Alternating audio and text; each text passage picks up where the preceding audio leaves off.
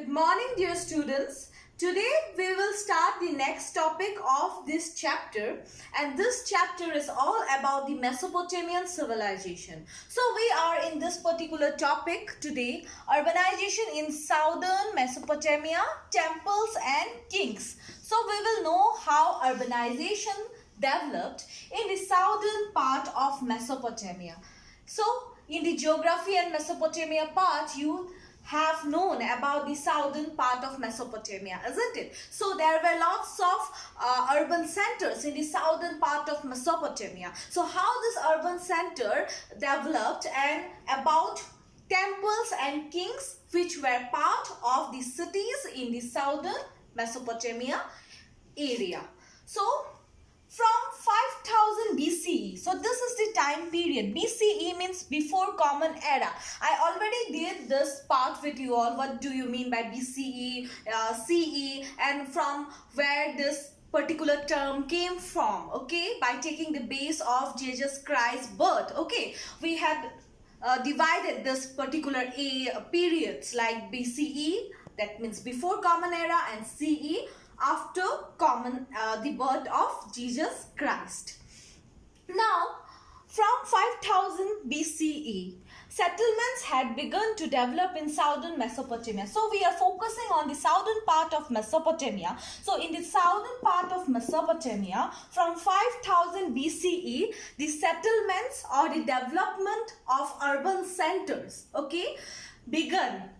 So the time period 5000 BCE, try to remember. Now how this development occurred? So this development occurred in various kinds, like those that gradually developed around temples. So due to temples also, there were certain development which took place in this particular time period 5000 BCE. So lots of temples were built and also rebuilt. So after that, developed as centers of trade. So in this second point, okay, in the second point, it is said that there were certain development in the trade system. About the trade system, we already did in our previous section. I hope you remembered. But if you have any queries, any doubt, you can contact me. Then number 3 point is imperial city. Now why this word imperial is used here? Because in this particular time period, in the southern part of Mesopotamia, the area is proceeding towards the city life, or you can say this area becoming more and more developed, and its proceeding or moving towards the urbanization. So this is there in the third point, imperial cities. So people were moving forward this city life, or you can say forward urbanization. So because of this 3 development, okay, these were the 3 development which occurred in 5000 BCE. Now we will know about more in this particular topic. Now we will focus on the temples, okay? We will focus about the temples. So this topic is about temples and kings, isn't it? So at first we will focus about the temples. Early settlers began to build and rebuild temples. So temples were built and rebuilt by the early settlers. The term early settlers is used here. So what do you mean by early settlers? Early settlers, they were named as early settlers because their origins was unknown. So their origin was unknown by the archaeological department. So for them, the term early settlers is used. So early settlers, they began to build and rebuild temples. So they began to build new temples in the cities, and also rebuilt the temples. The temples which were already built, they had modified them and rebuilt them. So earliest known temples were small shrines. So the earliest temples which were found in the southern part of Mesopotamia were small shrine, and it was made up of unbaked bricks. So this might come for MCQ. So the temples were made up of unbaked bricks. So temples were basically referred as the residence of various gods, or you can say temples were referred by them as the house of various gods. Gods like moon god or Ur. So Ur is a city in Mesopotamia. Okay. So moon god of Ur, Inanna, the goddess of love and war. So these were some of the god and goddess which they used to worship. The people of Mesopotamia used to worship, and there were temples of this god and goddesses, and temples were referred as the residence or house of various gods, and they were made up of unbaked bricks. And who began to build and rebuild the temples? The early settlers. So just remember these points. After that, the temples which were constructed in brick, these temples were becoming more and more larger. Okay, so these temples were becoming more and more larger and wider. Why? So that most of the people can pray at a time. So more number of people can pray at the time. For that purpose, the temples were made more and more larger with the passage of time, and several rooms were added. Also, there were open courtyards which were added around the temples to make it more and more wider.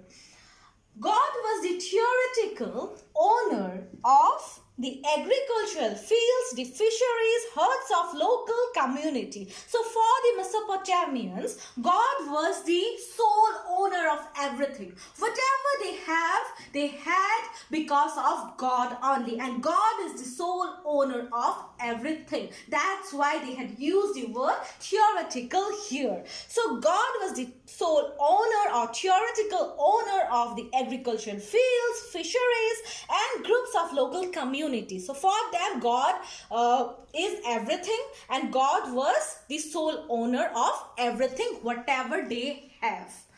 Then temples gradually developed with the passage of time, and these temples became the main urban institution. Okay, so these temples became the main urban institution. Now you will know about the problems faced by the Mesopotamians, or you can say the people of Mesopotamia. Okay, the problems were natural as well as man-made. Okay, in spite of natural fertility, we all know that the area of Mesopotamia was fertile. So in spite of natural fertility, agriculture was also the subject of hazards. Now how it became the subject of hazard? Because the natural outland channels of the Euphrates would have too much water one year and flood the crops. Sometimes they would change course altogether. So because of the natural channels which were present in the southern part of the Mesopotamia, and the channels of which river? Euphrates river, would have too much water for the year, and it might also lead to flood. So there were flood problem which was there in the southern part of Mesopotamia. Sometimes they would change the course altogether. Sometimes the outlet channels of the Euphrates river would change their course over altogether. All the channels used to change the course together at a time. So as a result, flood occurs, and flood damage the agriculture, damage the crops, and the people also have to leave their place because of flood. So the archaeological records or evidence show that a village were periodically relocated relocated in Mesopotamian history. So the village, the place were relocated in Mesopotamian history. I am not saying this. The archaeological records states that because of the flood, people have to leave their place and relocate in other place. In this way, people used to migrate, okay, from one place to another. Why? Because of flood. And why this flood occurred? This flood occurred because of the outlet channels of Euphrates. This outlet channels, sometimes they would change their course, okay, their course, their position at a time, or all together at a time, okay. And sometimes these channels might have plenty of water and it leads to the flood problem. Now, Mesopotamian countryside people have conflict over land and water. So, this is the man-made problem. So, this were the natural problem. Now, from here, you will know about the man-made problem faced by the people of Mesopotamia. Mesopotamian countryside people, okay, they had a certain conflict over land and water. The people who used to live in the upstream, they used so much of water that for the downstream, there was water scarcity problem. And even the people, they doesn't bother to clean the channels. As a result, it affect the flow of water. So this were the man-made problem. In continuous warfare, okay, there were also wars between the areas of Mesopotamia and the successful chiefs. So among the chiefs, okay, there were war, okay, there were certain wars, and this successful chief, the chief who used to gain success, what he used to do, he used to oblige their followers by distributing the loot. So the chief who gained success, he used to loot the place, or you can say this loot things, okay, plunder the places, and these things he used to distribute among his followers so that he can gain more and more popularity. After that, the prisoners, okay, the prisoners of the defeated groups, or you can say the prisoners from the defeated place or defeated area, were taken by the successful chief and employed as guards or servants. So the successful chief, not only he used to loot the things, he used to plunder the things, as well as he used to take the prisoners out with him, and he used to employ those prisoners under him as his guards or his servants. And in this way, he showed his influence over the people. Okay, the chiefs used to show their power, their influence over the people. So this were the man-made problems. So natural problems was the flood problem. Man-made problems was the problem because of the conflict which occurred between the people of upstream and downstream stretches, you can say like that. The people who used to live in the upstream stretches, they used to use plenty of water, and as a result, the downstream people, they doesn't get water, and water problem occurs there. And some people even doesn't bother to clean the channels. As a result, it affects the flow of water. This is one of the man-made problem. The other man-made problem was the warfare. So during the warfare, the successful chief, what he used to do, he used to plunder the place, he used to distribute the plunder, distribute the looted things among his followers, and he even used to take the prisoners and appoint them as his guards or servants to show his influence over them. After that, so now what these chiefs used to do, the victorious chiefs, they used to offer precious things, okay, to the god, and also they used to beautify their community's temple. So this is some of the work done by the chiefs. So the chiefs used to offer valuable things to the god, and also they used to modify and beautify their community's temple. After that, from the story of Anmarker, okay, from the story or poem of Anmarker, what we came to know? We came to know that king often had high status. So king enjoyed the higher status in the society, and also he had the authority to command. That is why he sent his messenger to bring what? To bring precious stone, lapis lazuli, isn't it? So it means that he had the authority to command people. Leaders encourage the settlements of villagers to stay you can say near to them. So the leaders, they used to say the villagers or settlements of villagers to stay with them. Why? Because in a case of emergency, they could use these villagers as their army. Now, around 3000 BCE, this is very important. So this is the time period when Uruk extended 250 hectares. So Uruk was another city of Mesopotamia, and around 3000 BCE it expanded to 250 hectares. Now this is twice the Mohenjo-daro town. Mohenjo-daro is one of the town of Harappan civilization. About that you will know in class 12. Okay, so it was twice of Mohenjo-daro, Uruk, city of Uruk, which extended 250 hectares around 3000 BCE. Now the site was continuously, that means this site, okay, Uruk, was continuously occupied by the people from the time period 4200 BCE to 400 CE. After that, the war captive and local people were put to work for temple rulers directly. So the war captive or the people who were brought, okay, by some other reasons, because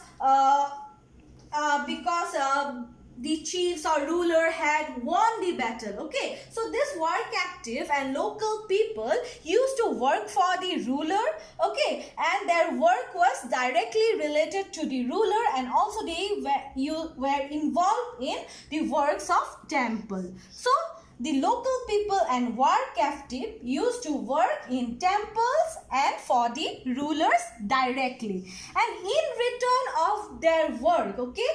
So in that particular period of time, there was barter system. There was barter system, means in exchange of goods, people used to get goods. In exchange of works also, people used to get goods. Goods like grain, cloth, oil. So these people, war captive and local people who used to work in temple and for the ruler, in return, they used to get food, grains, cloth, oil and other necessity things.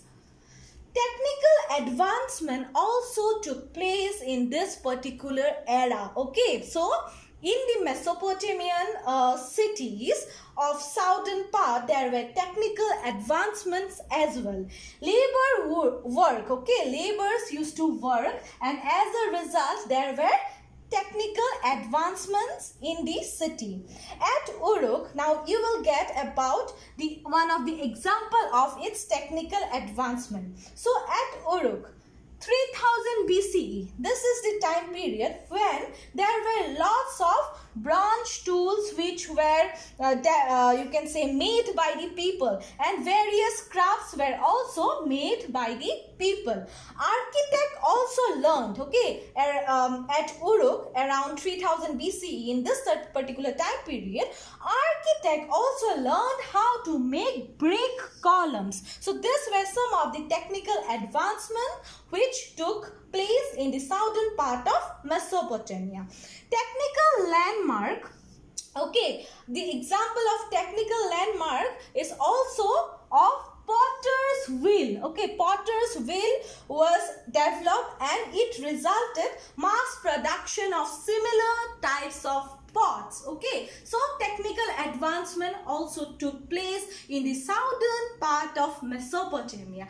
As a result, the architect learned how to make brick columns. There were laborers who used to work and they were involved in this technical advancement. At Uruk around 3000 BCE, bronze tools and various craft production or you can say took place, okay, or was occurred, and technological landmark, for example, potter's wheel was also discovered, and as a result of the discovery of potter's wheel, mass production of similar kinds of pots are made. So that's all about the southern part of Mesopotamia, focusing on the temples and the kings, how the southern part of Mesopotamia developed, and it was one of the main urban center. Okay, so thank you. I hope you have enjoyed this session. If you have any query, feel free to contact me. Thank you. Have a nice day.